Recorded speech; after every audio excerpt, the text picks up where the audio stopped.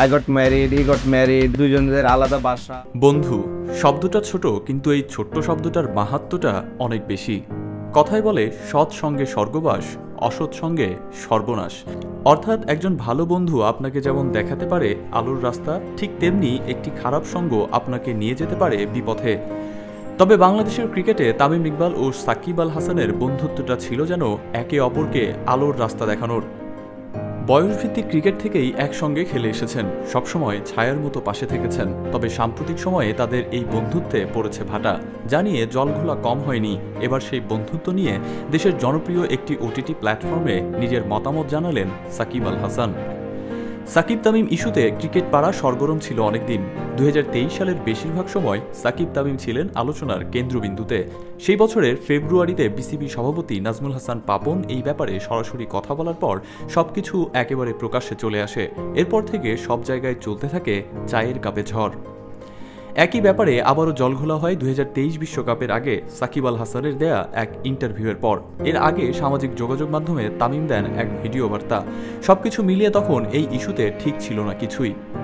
সম্প্রতি দেশের এক জনপ্রিয় ওটিটি প্ল্যাটফর্ম সাকিবকে নিয়ে তৈরি করেছে এক প্রামাণ্যচিত্র।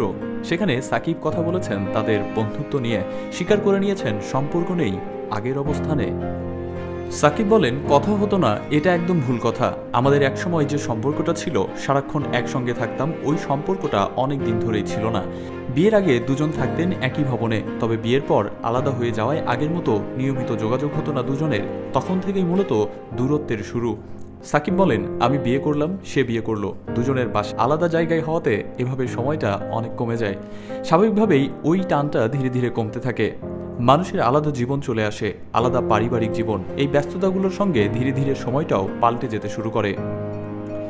স্মুথ শেভিং এর জন্য শুধুমাত্র কুল, নাথিং এলস। সম্পর্ক যেমনই হোক, তারা দুজন একসাথে বাংলাদেশ দলে খেললে কোনোদিন দলের ক্ষতি হয়নি বলে মনে করেন সাকিব। তিনি বলেন, আমরা যতদিন খেলেছি একসঙ্গে, ড্রেসিং রুম যতদিন ভাগ করেছি, দলের ক্ষতি হোক কিংবা ক্ষতি হবে এমন কোনো ঘটনা ঘটেছে বলে আমার মনে হয় না। যাদের যতটা অবদান রাখার প্রয়োজন ছিল, সেটা কথা বলেই হোক না বলেই হোক, কোনো জায়গাতেই এটাতে কোনো সমস্যা ছিল না। নতুন বাস্তবতায় নিজেদের সম্পর্ক নিয়ে সাকিব বলেন, মাঠে দেখা হলে যখন কোনো প্রয়োজন হতো তখনই কথা হতো। এর থেকে খুব বেশি যে কথা বলার দরকার ছিল, সেটা আমার কাছে মনে হয় না। 2024 টি-20 বিশ্বকাপ খেলতে সাকিব এখন যুক্তরাষ্ট্রে।